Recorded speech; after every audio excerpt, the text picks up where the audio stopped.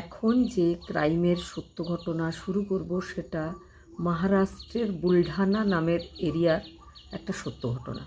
একটা ফ্যামিলি থাকতো সেখানে।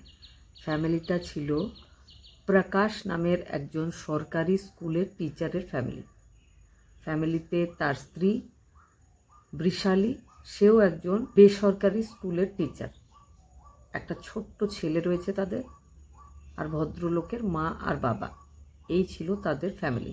আশেপাশের সব লোকজনরা জানতো যে একটা পারফেক্ট, একটা আদর্শ ফ্যামিলি। 2 মার্চ 2026 বাড়ির বৌমা বৃষালী স্কুল যাওয়ার জন্য নিজের স্কুটি নিয়ে রোজ যেমন সে যায় তেমনই বেরিয়েছিল। কিছুক্ষণ পরে তাদের বাড়িতে একটা ফোন কল আসে যে জামোড়া হাইওয়েতে আপনাদের বাড়ির কেউ একজনের অ্যাক্সিডেন্ট হয়ে গেছে, আপনারা এক্ষুনি হসপিটালে চলে আসুন। মেয়েটার কাছে আই কার্ড ছিল, সেটা দেখে আমরা তাকে হসপিটালে নিয়ে এসেছি। শ্বশুর বাড়ির লোকজন, বাপের বাড়ির লোকজন সবাই গিয়ে সেই হসপিটালে জড়ো হয়। তবে গিয়ে তারা জানতে পারে যখন তাকে আনা হয়েছিল তখন তাকে মৃত অবস্থায়ই আনা হয়েছিল। বৃষালীর শ্বশুর, সে যেমন নিয়ম সেই হিসাবে একটা পুলিশ কমপ্লেন করে অজ্ঞাত যে গাড়ি চালক তার বিরুদ্ধে। পুলিশ তাকে খোঁজাখুঁজি শুরু করে।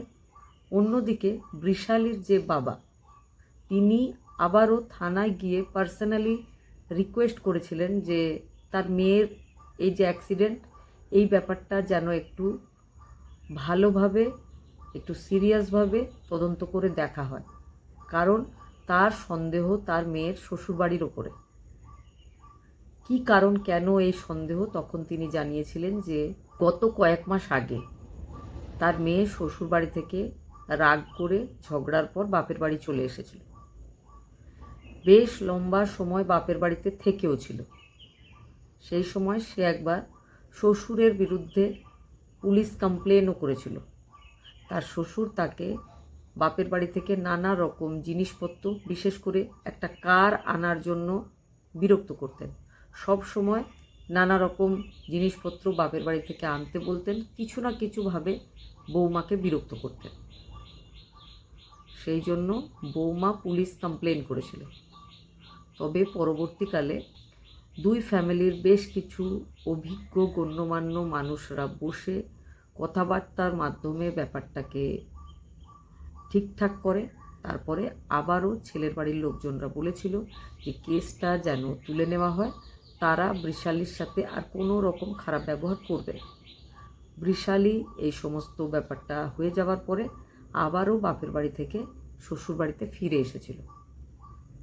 তার কিছু মাস পরেই যখন এই ঘটনা ঘটছে, সেই জন্য বাপের বাড়ির লোকজনের মনে হচ্ছে যে বৃষালীর এই অ্যাক্সিডেন্টের পেছনে শ্বশুরবাড়ির লোকজন বা হাজব্যান্ডের হাত থাকতেও পারে। পুলিশ তদন্ত শুরু করে। তদন্তর প্রথম যে স্টেপ সেটা ছিল সিসিটিভি ফুটেজগুলো চেক করা।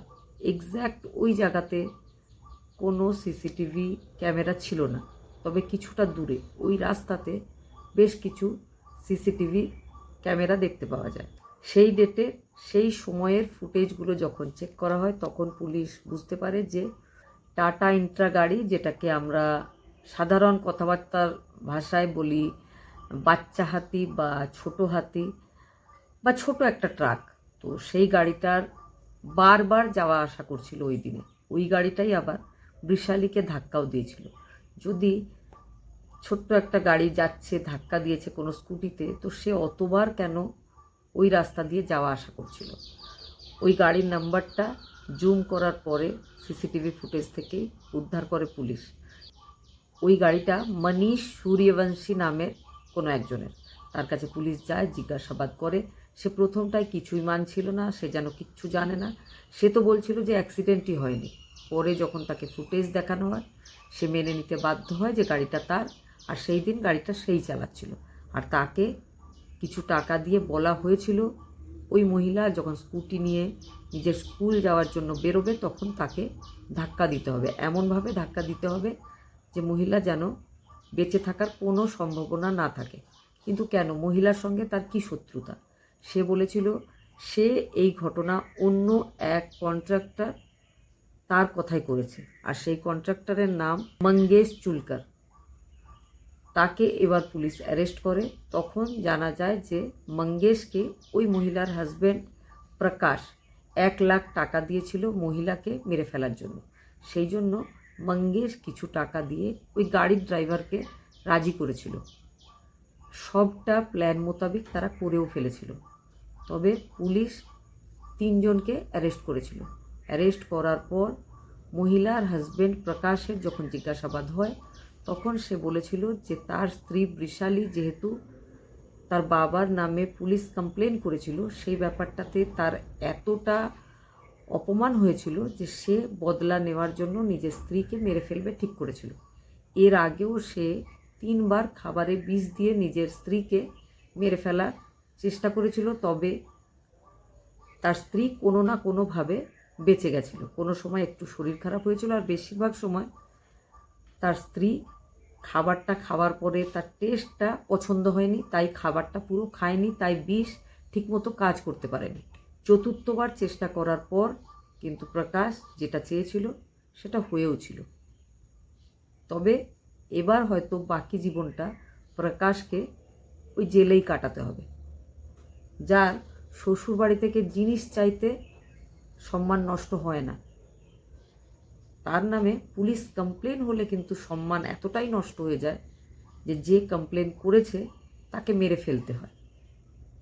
এই ব্যাপারে আপনাদের কি মতামত অবশ্যই কমেন্টে জানাবেন।